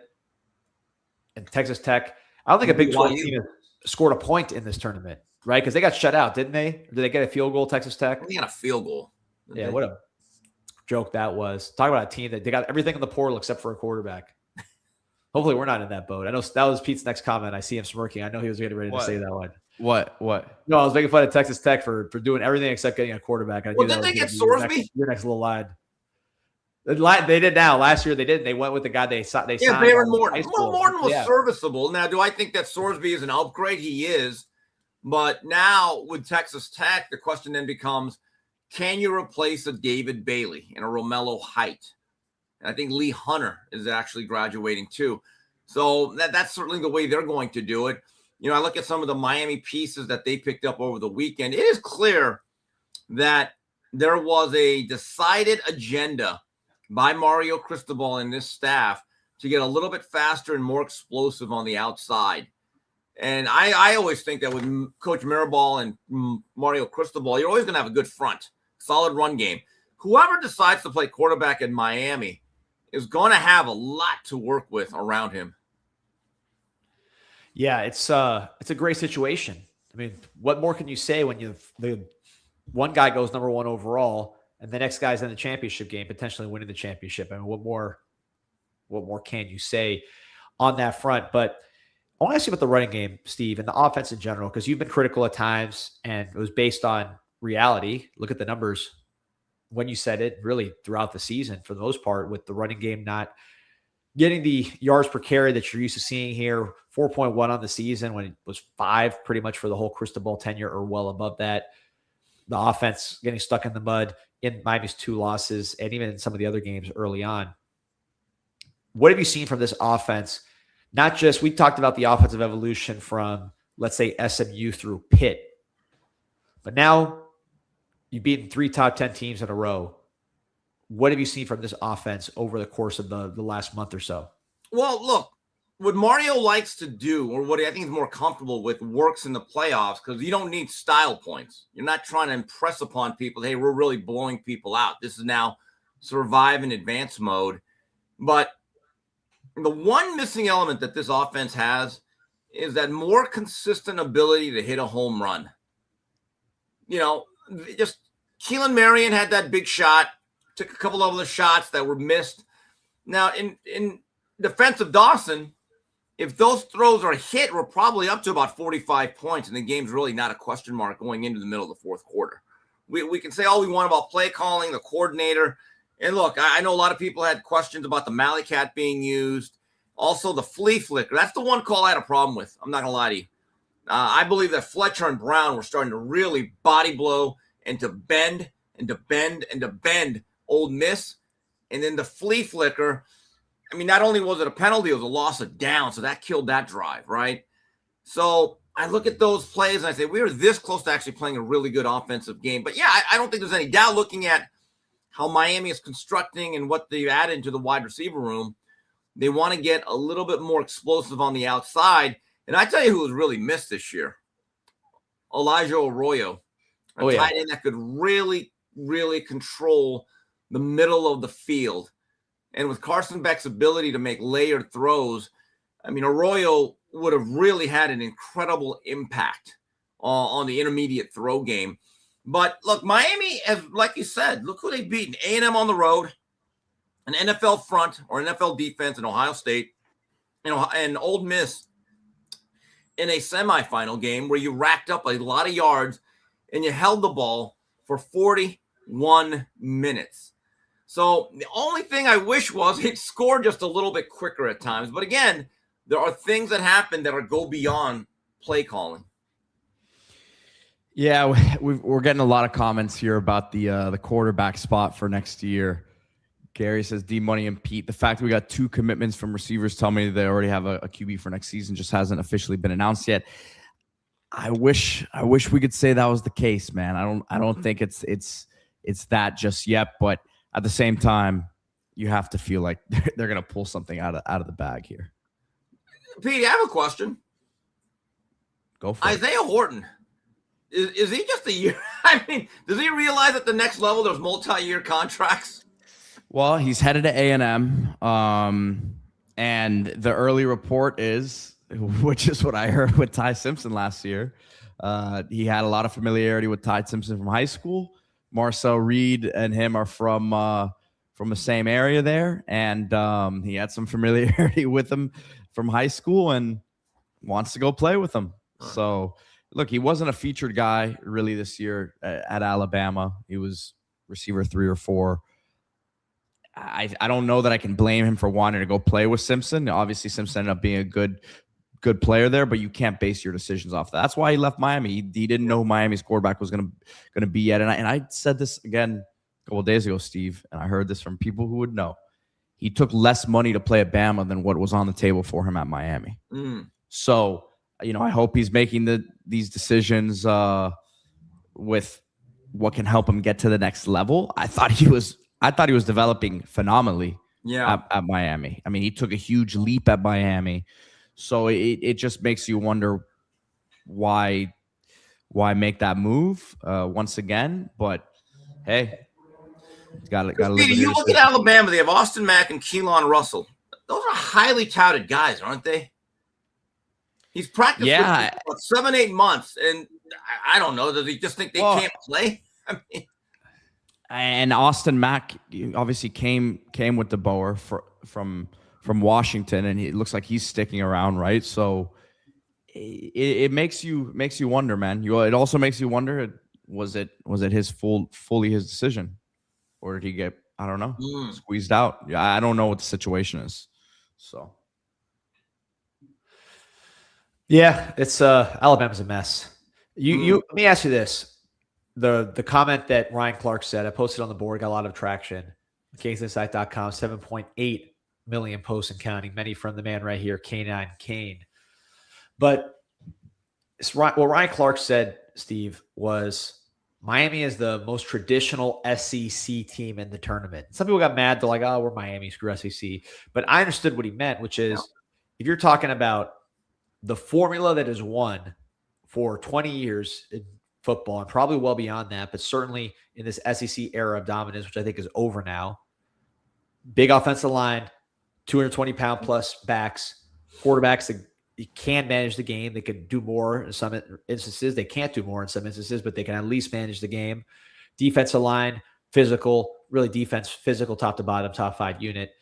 That's Miami. I don't know any other team right now that fits that description as well as Miami does. Do you agree with this comment that Miami's the most traditional SEC team? Yes. And I've said this to you last week. I believe that Mario Cristobal is the one coach that does not shy away from telling people football is a violent game. It is not a contact sport. It is a collision sport. And you got to get guys that embrace collisions, not just take it, but they enjoy it. Like when I see a Jacoby Thomas, when I see a Poyser, those are guys who enjoy the collision aspect of the game. And I think that there's this agenda to not admit, like boxing. The only way you ever make boxing safer, guys, is to ban it. And you can make all these rules and different regulations with football to make it safer, but the reality is it'll always be a little bit of a dangerous sport. You're throwing yourself in harm's way, and you got to have a mindset that, hey, do we have guys who enjoy collisions and the violence of the sport, right? And that's what Brian Baldinger said last spring. It's like, man, these guys practice like the NFL, but they enjoy the violence. And you got to get big bodies. And one of the things that Mario said a lot when he first got the job at the University of Miami, December of 2021, doing various interviews, he says, I know what it looks like. And that meant the players, the structure, the facility, everything that goes into being a football program. But he understands one thing. Football is still a game where you have to move people, right? What's an easier way to move people? Get bigger human beings. So body types, length, girth, size, weight, all of that is factored into. And when Josh Pate, well, I know people give him heat, but all he said was, and he didn't call us the best, he just said, looking at Miami from the sidelines up close, they look different than any other team. And I would make the argument that against two SEC teams and the really talented Ohio State squad, Miami was the more violent physical team in all three games. No question about that. And as we head into this Indiana game, talk about mass, kick ass, all that stuff. Indiana is not very massive on either line, particularly I think their defensive line. They're missing their best defensive tackle. He hurt his ankle or something trying to give high fives. So he's out. I like Miami on both sides of the ball as far as trench play. That was the case going into Ohio State. I think it's even more so the case with Indiana, although Indiana is a more sound unit. How do you see that trench matchup playing against Indiana, and how much of an impact do you think it has on this game? Well, the one game that I keep thinking about is a Super Bowl in Tampa, 1991. New York Giants against the Buffalo Bills, where the Buffalo Bills offensively were just absolutely rolling. They were a juggernaut. They were running the K-gun with Jim Kelly, and everyone thought they were unstoppable. And then Bill Belichick and Bill Parcells had a great game plan where they held the ball. They ran basically a nickel or a dime base, and they kept everything in front of them. Now, that part's going to be different, but the underlying thing was they controlled the ball, and they were bigger men up front. And they went on some long drives, and they actually scored touchdowns off of them.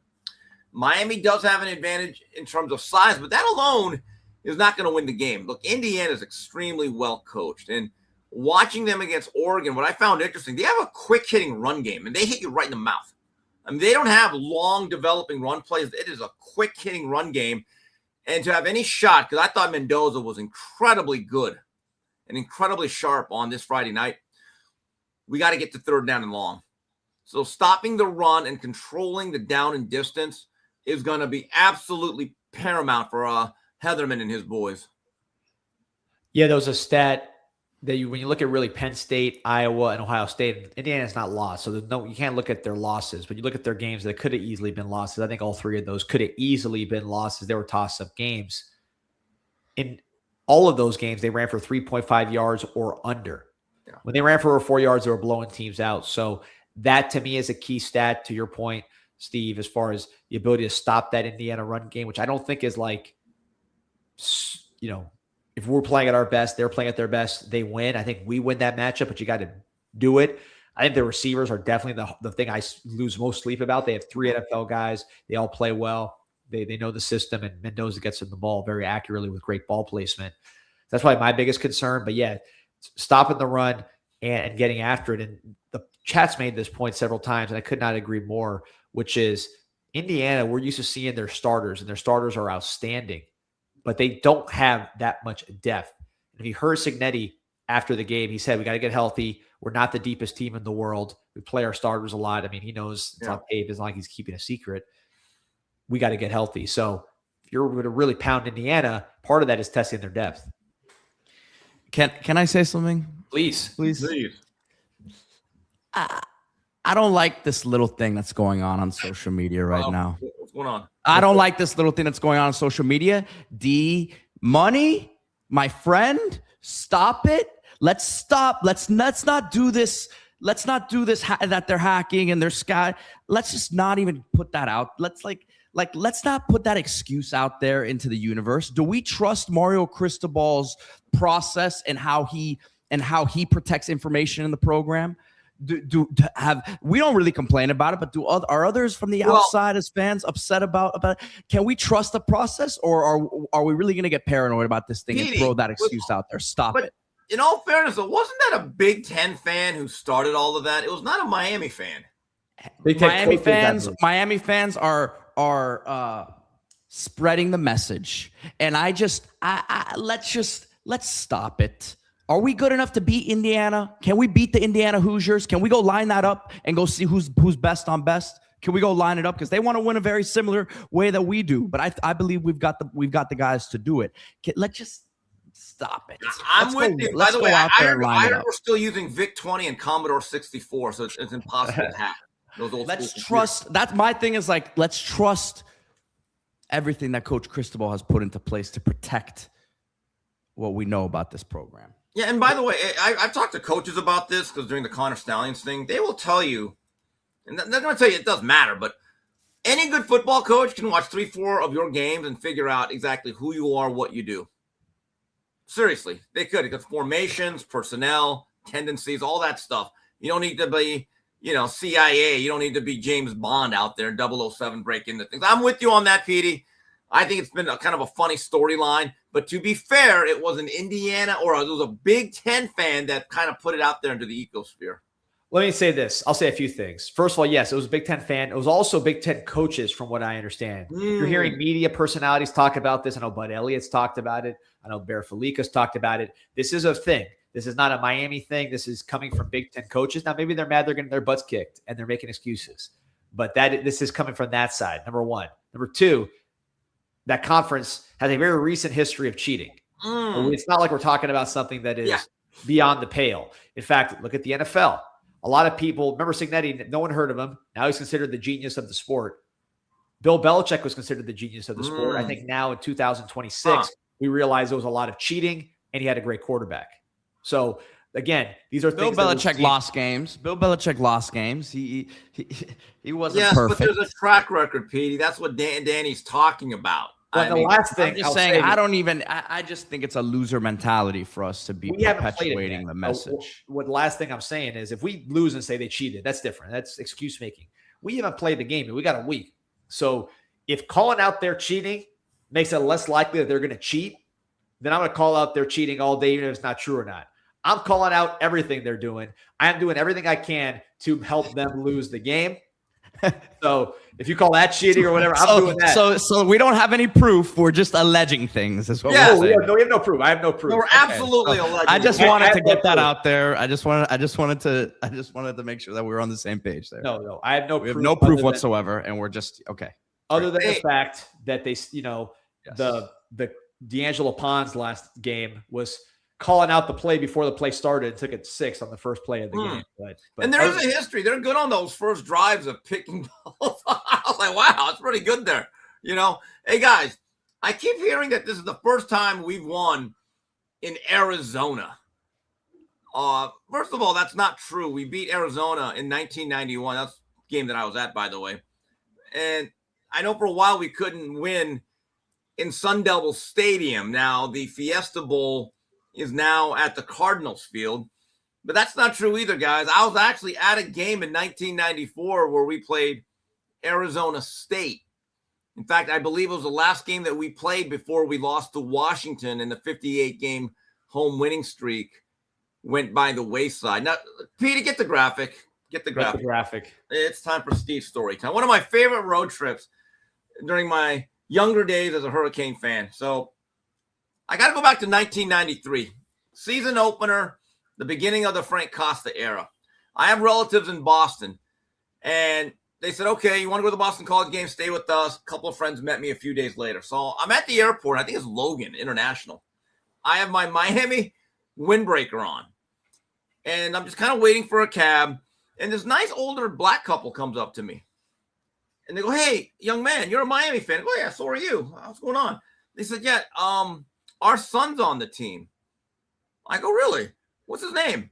Malcolm Pearson. Good safety. And by the way, his middle name was actually X. So it was Malcolm X Pearson. They said, do you know where the team hotel is? Back then, believe it or not, guys, there used to be a thing called media guides. Used to get them every summer. Media guides would actually tell you where the team hotel was, believe it or not. So you could book a trip with the Miami Hurricanes and stay in the same hotel. It's really easy to find. But I happen to remember, I think they're staying at the Boston Sheraton for summer, or whatever it was. And I said, well, look, the team media guide said the Boston Sheraton. They said, okay, so a cab comes. I go, here, take my cab. And I go, hey, Boston Sheraton for these nice folks. So after the game, we dominate them, hanging around. Players are coming around. They come up to me and they say, hey, young man, thank you. Really appreciate it. So I said, oh, yeah. So a year later, we're now playing Arizona State, September of 1994. In the hotel lobby. And it used to be a lot more casual, guys. Everything now is kind of locked down. They sequester the players. You get to see them walking around. But you can't really interact the way you once did, right? The Pearsons come up to me with their son and say, hey, this is the nice young man that helped find us in Boston. So I got to meet them. They're very nice people. So this is about 3-4 hours later. My Corolla, which I called Sebastian the Corolla. Great car. We're just about to leave. We're getting into the car. And a couple of rental cars are right next to us. And it was the parents of Ryan Collins, C.J. Richardson, I think, Malcolm X. Pearson, and Chris T. Jones. And they all had like their son's jerseys on. So right when we're about to leave, these two big buses block our way. Actually, three. And we're like, geez. And we're like, oh, it's the team buses. Because we saw the University of Miami logo on the paper. And it said defense 1, offense 2, and staff.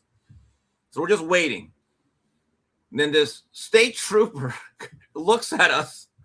We're waiting outside the car. Now, we're loading the car up. We had the biggest case of beer, ice chest, all sorts of food. And the parents were like, wow, that's a lot of beer. And I said to Mr. Chris T. Jones, I go, Mr. Jones, you park with us. It has your name on it. He goes, really? He goes, yeah, just follow us. Don't worry about it. Just park with us. You get to share all of this. I said, great. But the state trooper looks at us and he goes, yeah, you boys going to the game?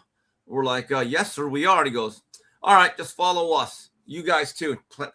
We actually got a police escort with the team buses.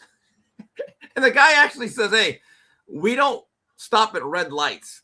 So if we run through a red light, run it right with us. And we're just literally like a caravan, 3 team buses and us 3 cars with the parents and us. We got to park right next to the locker room. Got to see all the players come out. And here's the funniest thing. So after the game, we blow him out. Jamie German has 2 great-looking touchdowns. I thought he was going to be a superstar. The shuttle screen. Defense looked unbelievable. Warren Sapp, Ray Lewis, Kennard Lang, Kenny Holmes, C.J. Richardson dominating, right? Jake Plummer was the ASU quarterback. So as we're drinking beers like Hank Hill in his backyard, players are coming through. We're saying hello to them. A couple of players who I don't want to name, they look over, they walk over to us, and they look at our ice chest. They're like, hey, fellas. We're like, yeah. You don't mind if we take a couple beers, right? And we're like, on the team bus? I'm like, yeah. I said, go right ahead. And the guy just swoops in, takes 2 beers, puts it right in his pocket. And as soon as they walked away, I said, yeah, we're going to go on probation here soon, guys. Great story, though. It was great. That was when it was really, like, loose back then. Beers on the team bus. Yeah. Who was it? These guys are like 50 now. Who cares? All right. It was Cy Tucker, the tight end from Oklahoma. And God rest his soul, it was Robert Woodus, offensive lineman from the Midwest, who died, I believe, in one of the Air Value jet crashes. It was those 2 guys. Because what's funny was, back then, like, the players would just lounge around. They didn't have all that security. And so, like, you could hang out with the players. I've always told this to people, and me and Brad Tejada were talking about it with our friend Jay, who was hanging out with us most of this weekend. If you really want to get to know the players and the parents and the staff, go to the road games. Go to the road games, be around the buses, go to the hotels. I had a very nice chat with Kevin Beard, who I'm a big fan of personally. Daryl Jones, I've gotten to know very well the last couple of weeks. Mike Rump, I've known for a long time. He's a great guy. And by the way, guys, I met Mrs. Mark Fletcher. Linda, what a wonderful person. What a wonderful person. And I told her, I said, Miss Fletcher, I don't understand this. Why do you and your son not have an NIL deal for a driving service? Think about it. There must be driving services or chauffeur or limousine.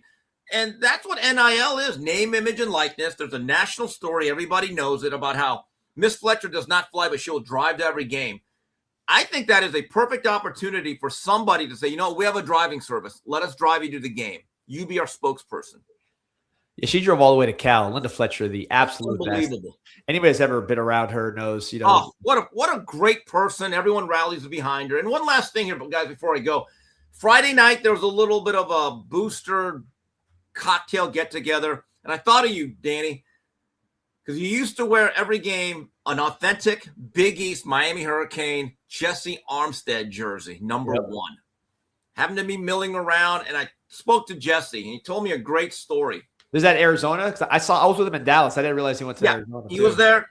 Very nice guy. So we're talking and talked about the 30 for 30 on what Carter lost, the documentary, all his teammates that won a state title and they went on an armed robbery spree, but not Jesse, of course. Now, so we're talking about various things. And one of the most important books in Americana that relates to football is Friday Night Lights, written by Buzz Bissinger. Ended up being a movie and a television show. Which, by the way, did you know he got addicted to Gucci? Who did? Buzz Bissinger. Really? So you can look this up. I know I'm sidetracking you, and I know where you're going. And it's a great story. Buzz Bissinger, who wrote Friday Night Lights, just like this old white guy, writer, he got addicted to Gucci and it ruined his life. So the guy was just taking pictures, covered in I guess he started cross-dressing and stuff, but he just I had a phase like that too. Yeah, with Big Baller Brand, but that was with Big Baller yes. Brand. It was also I was also going broke buying that stuff. Well, yeah, so it was expensive. So did the Ball family. But so here's the other thing. So when Coach Prime says I'm bringing my Gucci with me, he didn't mean Buzzinger. Okay, so I'm going to give a spoiler to this book. The ending of the book is that Permian is about to pull this big upset in the state title game. And they throw a pass into the end zone, and it looks wide open. And Bissinger said, out of nowhere, like a rocket ship, came the number 1 player in the country, Jesse Armstead, to make a miraculous play on the ball, and the game is over. So me and Jesse were talking about it, and Jesse told me a funny story. He goes, Steve, I was actually benched that drive. I go, what? He goes, yeah, I wasn't even supposed to be in the game. He goes, as they're driving down the field, the head coach said, where's Armstead? And the coordinator said, well, Jesse and I have been arguing. I got to discipline him. And the head coach says, hey, buddy, we could discipline him tomorrow. There's a time and a place for everything. Get Jesse in now. So, there you go, guys. That's story time with Steve. I gave you a couple of them. Wait. I got to finish here with my boy Buzz. I pulled up the article, My Gucci Addiction, GQ Art Magazine. Check him out right there, man. Wow. Yeah. It could get any of us. The terrible disease crippling the nation. Well, that reminds me of Schoolie D. Looking at my Gucci, it's about that time. Oh, wow, Buzz. Huh. Prolific writer. When I die, bury me inside the Gucci store. God, dog. But anyway, guys, I get in Friday night, and I think I will be seeing you all weekend, and we'll be spending some time at a place where everyone knows your name, Duffy's. By the way, there was a comment, there was a discussion in the chat. I believe someone nominated me to be Ted Danson. So, if I'll wear that, I'll bear that burden happily. Okay. Pete doesn't know one lick of what we're talking about. I have no idea what's going on right now. I just know that we'll be at Duffy's at some point. Yeah, well, since Pete's the youngest, he'll be Woody. I'll be Coach. God rest his soul. R.I.P. Steve, we'll see you in Miami. See you there. See you in a few days, guys. Later, Steve. I'll be out at so I think Wednesday I'll be out at, we're doing multiple shows a week, man. We're doing a day. We're doing 2 to 3 shows a day. I know you have a special guest later today, but I'll be doing a show later this week from Lomelo's Meat Market, fresh Wagyu beef delivered to your door, lomelos.com. Use that promo code CIS10 for 10% off your order. If you are local here in Miami, you got the storefront 9810 South Dixie Highway, right by Dayland, about 10 minutes from campus. And look, obviously everyone hopefully gets the tickets that they want for this national championship game. If you're going out there and tailgating, of course, nothing better than Lomelo's. If you'll be supporting from wherever you're at, this is what you want for the special occasion. So again, CIS10 for 10% off your order. Yeah, we are doing multiple shows a day, and I was going to do one yesterday. Well, you've seen 2 movies in your life, I believe, or at least what you've seen 2 movies in the last Kicking and Screaming, greatest piece of cinematic work ever. I've seen that one, and I've seen what's the other one? Did your girl take it to the Elvis movie? I did see that one. I did see that one, honestly. So we did 4 shows or something like that on Saturday. We did a ton of shows on this weekend. So I was exhausted yesterday. Nothing really to talk about. We were going to talk about it all today.